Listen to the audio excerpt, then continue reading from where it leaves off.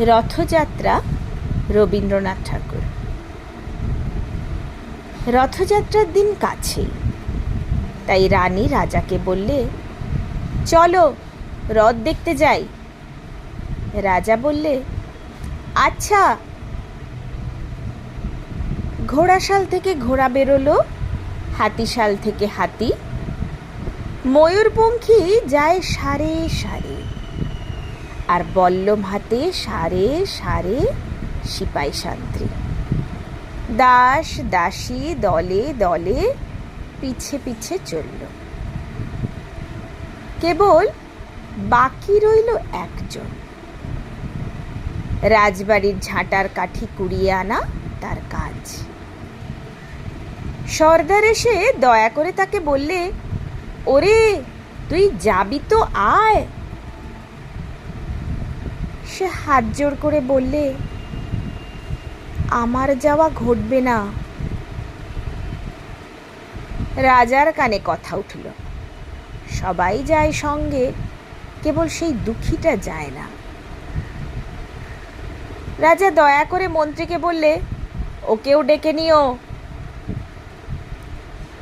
রাস্তার ধারে তার বাড়ি। হাতি যখন সেইখানে পৌঁছলো, মন্ত্রী তাকে ডেকে বললে, ওরে দুঃখী, ঠাকুর দেখবি চল। সে হাত জোড় করে বলল, কত চলবো? ঠাকুরের দুয়ার পর্যন্ত পৌঁছই এমন সাধ্য কি আমার আছে? মন্ত্রী বললে, ভয় কি রে তোর? রাজার সঙ্গে চলবি।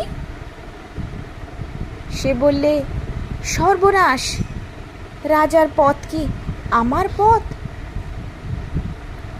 মন্ত্রী বললে, তবে তোর উপায়? তোর ভাগ্যে কি রথযাত্রা দেখা ঘটবে না?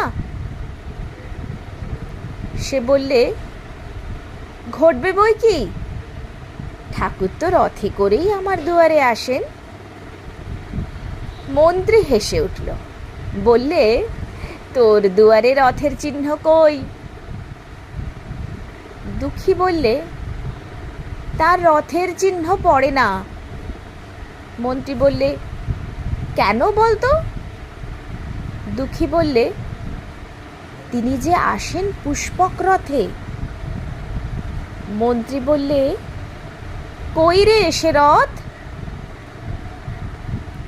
দুঃখী দেখিয়ে দিলে, তার দুয়ারের দুই পাশে দুটি সূর্যমুখী ফুটে আছে।